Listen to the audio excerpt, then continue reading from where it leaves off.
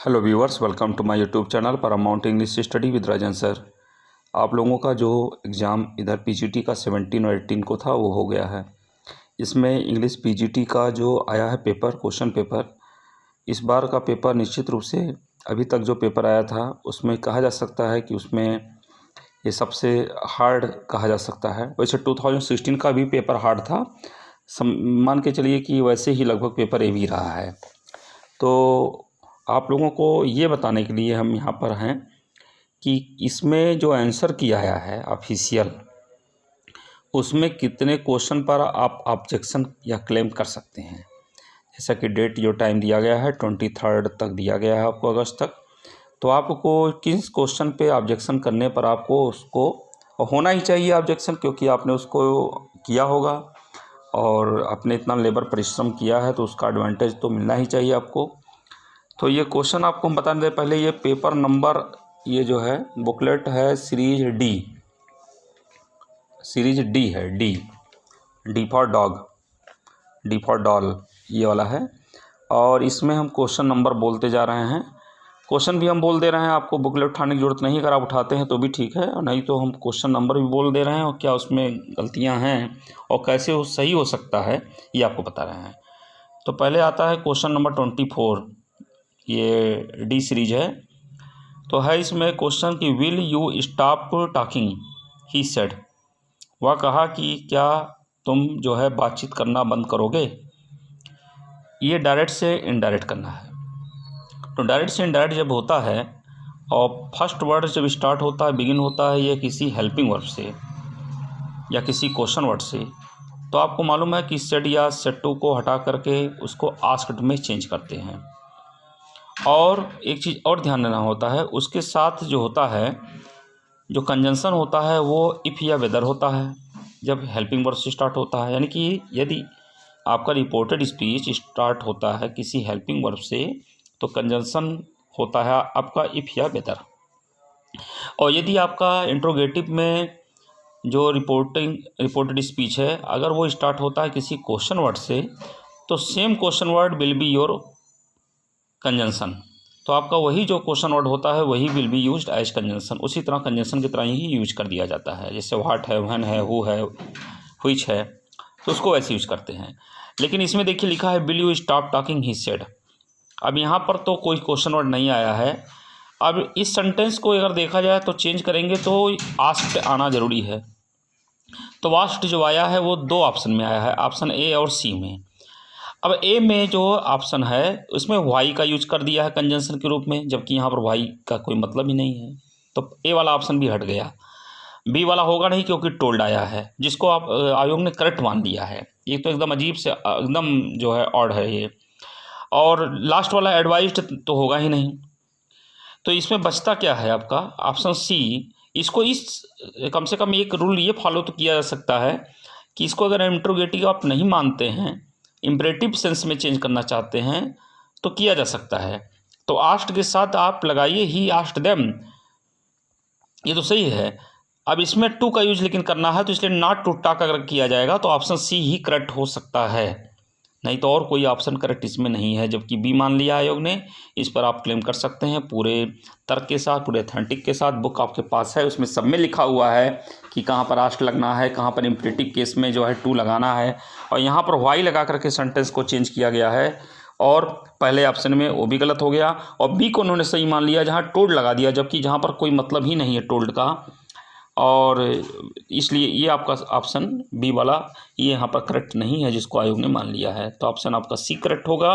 और यदि आप ऑब्जेक्शन करते हैं तो हो सकता है उस पर वो कंसीडर करें, और करना ही चाहिए। अगर आप करेंगे तो कंसीडर इस पर होगा क्वेश्चन को, और नहीं होगा तो आई एफ में डालेंगे, ये इतना हो सकता है। नेक्स्ट है क्वेश्चन आपका उसके बाद 25, asked the teacher my father suggested, मेरे पिताजी ने सुझाव दिया, अध्यापक से पूछ लो। अब पिताजी ने सुझाव दिया अगर सेंस है, आवाज द टीचर तो मतलब इम्परेटिव सेंटेंस हो गया। यानी कि यहाँ पर here reported speech is given in imperative sentence. तो इम्परेटिव सेंटेंस में जब होता है तो आप जानते हैं कि उसमें आपको लगाना होता है कनेक्टर के रूप में टू, और लेटस के कंडीशन में हम लोगों को लगाना होता है दैट वी शुड। तो यहाँ तो लेटस आया ही नहीं है, सीधे लिखा है आस्क्ड द टीचर। तो पहला वाला ऑप्शन तो that we should ask the teacher, ये जो है जो ऑप्शन करेक्ट आयोग ने माना है ये तो रॉन्ग हो गया, क्योंकि यहाँ लेट अस आया ही नहीं है कहीं। तो और दूसरा ऑप्शन जो आता है कि my father suggested to ask the teacher, ये इसलिए सही हो सकता है क्योंकि इम्परेटिव सेंस में आस्क द टीचर के बाद सजेस्टेड के बाद टू लगा के करेक्ट किया जा सकता है। बाकी सी वाला ऑप्शन में बिल्कुल नहीं होगा, क्योंकि दैट के बाद लेट का प्रयोग होता ही नहीं है, ये रॉन्ग हो गया। और डी वाला ऑप्शन इसलिए गलत है क्योंकि दैट द टीचर होगा नहीं बी आस्क्ड। तो इसलिए आपका ऑप्शन यहाँ पर जो करेक्ट अगर हो भी सकता है तो बी ऑप्शन करेक्ट हो सकता है, ये ध्यान रखिएगा। इम्परेटिव सेंस में जाकर के सजेस्टेड के बाद टू का यूज होता है, इसको हम मान सकते हैं। और एक चीज़ और ये रिन मार्टिन की बुक में आप उठा के देख लीजिए, आपके पास ऑथेंटिक बुक बहुत अच्छे अच्छे ग्रामर के बुक होंगे, उसमें सब में रूल दिया हुआ है कि आप सजेस्टेड के बाद दैट वी शुड का प्रयोग कब करते हैं। लिखा रहता है कि जब आप let us, when the reported speech begins with let us, जब लेट अस से स्टार्ट होता है तब हम करते हैं। लेकिन लेट्स अगर लगा होता है तो इसको हम इम्परेटिव में चेंज कर देते हैं, इसे let's go him, let's him go, उसे जाने दीजिए, तो वहाँ पर आप कर देते हैं आस्ट लगा सकते हैं, ऑर्डर्ड कर सकते हैं, रिक्वेस्टेड कर सकते हैं, तो वहाँ पर टू इम्परेटिव सेंस में चेंज कर देते हैं। लेट्स होता है अगर लेट्स LET तो वो लेट्स जब होता है तो वहाँ पर इम्परेटिव सेंस में उसको चेंज कर देते हैं। लेकिन अगर लेट अस होता है तब उसको हम जो है इसको इम्परेटिव में यूज करते हैं और वहाँ पर फिर दैट वी शुड का भी यूज करते हैं, मतलब है इम्परेटिव दोनों। तो इम्परेटिव अगर दोनों कंडीशन में है, लेकिन लेट अस जब आता है तो दैट वी शुड का यूज होता है या दैट दे शुड का यूज होता है। और अगर वो नहीं आता है लेट अस तो वहाँ पर हम लेट्स पाते हैं तो इसको इम्परेटिव में यूज करते हैं। लेकिन यहाँ सीधा सीधा आस्क द टीचर है, सीधा इम्परेटिव में लिखा हुआ है, इसलिए my father suggested to ask the teacher, यही सेंटेंस करेक्ट होना चाहिए, मतलब यही आपका ऑप्शन करेक्ट होना चाहिए। और नहीं तो इस क्वेश्चन पर ऑब्जेक्शन आप करिए और यहाँ पर भी आपको एडवांटेज मिलेगा, करेक्ट करेंगे, नहीं तो इस क्वेश्चन को में डाला जाएगा। नेक्स्ट आपको बताते हैं, इसके बाद जो उतना ही आपको हम क्वेश्चन बताएंगे जिसका एक्चुअली क्लेम हो सकता है, जो सही है, रीजनेबल है, जो लॉजिकल है, उसी को हम बताएंगे। ऐसा नहीं कि हम कई क्वेश्चन आपको बता दें जिसमें आपके पास ऑथेंटिक प्रूफ ही ना मिल पावे, आप परेशान हो कि हाँ हमारा सही है, हम कैसे क्या करें।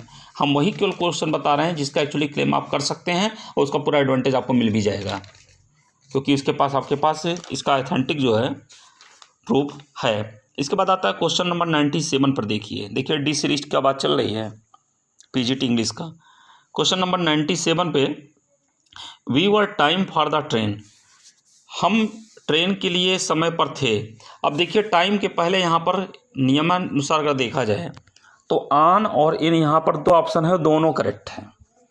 आयोग ने इन मान लिया है, तो इन अगर मान लिया है तो ऑन भी गलत नहीं है, क्योंकि टाइम के पहले ऐसे कंडीशन में जहाँ पर ड्यूरेशन टाइम का चलता, क्योंकि ये एग्जैक्ट तो पता नहीं है कि हम टाइम से थे, तो टाइम से थे मतलब उसके 2-4 घंटा पहले खड़े थे कि 5 मिनट पहले आ गए, ये तो पता तो चल नहीं पा रहा है। समय से थे इसका मतलब समय पर थे, यही पता चल रहा है। हो सकता है हम तुरंत पहुँचे हों और तुरंत समय पर आ गए हों, तो इस कंडीशन में ऑन और इन दोनों करेक्ट हो जा रहा है। तो यहाँ पर आप इसको अगर ऑब्जेक्शन करते हैं तो ये क्वेश्चन आपका यफ में जाने का पूरा चांस बन जाएगा। बहुत लोग इन किए होंगे, बहुत लोग ऑन लगाए होंगे, तो निश्चित रूप से ये लाभ उन दोनों लोगों को मिलना चाहिए जो इन भी लगाए हैं ऑन भी लगाए हैं, लेकिन दोनों को तो करेक्ट नहीं करेगा, ऑप्शन तो एक ही करेक्ट होगा। तो यहाँ पर ये यफ अगर होता है तो ये एडवांटेज दोनों को मिलेगा, और नहीं तो एक ऑप्शन जो वैसे आयोग तो इसको इन माना हुआ है, इसको हम देखेंगे। और इसके बाद आपको हम यही कहेंगे कि इसमें और ऐसे कोई क्वेश्चन हमको ऐसे नहीं दिख रहे हैं जिसको आप बहुत ही प्रमाण के साथ ऑब्जेक्ट कर सकते हैं, क्योंकि बाकी और ऑप्शन के रूप में अगर देखा जाए टीजीटी में जो आया था क्वेश्चन पेपर, उसमें कई क्वेश्चन ऐसे थे जो ऑब्जेक्शनेबल थे, उस चीज़ को हम मानते हैं। लेकिन यहाँ पीजीटी में जो है मोस्टली जो क्वेश्चंस हैं लिटरेचर में हैं, लिटरेचर के क्वेश्चन जो आए हैं वो सब मिला जुला करके आप समझ ही सकते हैं, तो और सब ठीक हैं इसमें। तो आपको ये बताना था, हम सोचे आप लोगों को ये जानकारी दे दें। कई लोगों के जो फ़ोन आए कि सर आप नहीं बताए इसके बारे में, कुछ आप भी अपना व्यू दीजिए। तो हाँ, पैसेज का जो आया है वो ठीक आया है, एकदम करेक्ट है। पैसेज में लोग पूछे, हमने कहा पैसेज का जो दिया गया है और लिटरेचर का वो सब करेक्ट है आंसर, कोई इसमें दिक्कत नहीं है।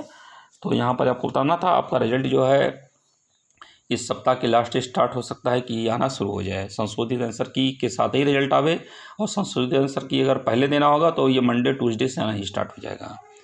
हाँ, सिविक्स पीजीटी का रिजल्ट जो है बालिका का, और पीजीटी आर्ट का रिजल्ट लोग कह रहे हैं कि क्यों नहीं आया। भाई देखिए उन लोगों की आयोग की क्या मनोदशा है, क्या स्थिति उनकी मनोस्थिति है, क्या वो निर्णय ले रहे हैं, नहीं ले पा रहे हैं, डिसीजन नहीं ले पा रहे हैं, जिसके नाते रिजल्ट रुका गया है। अब भाई रिजल्ट देना ना देना तो आयोग का ही कार्य है, उसको तो वही जान सकते हैं। लेकिन ये है कि रिजल्ट आने की बात उन्होंने कही थी, आश्वासन दिया था।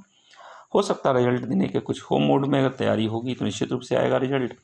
बाकी ये प्रक्रिया तो चल ही रही है। हाँ, कट ऑफ की बात आती है। आप लोगों को फाइनल कट ऑफ हमने कहने के लिए कहा था।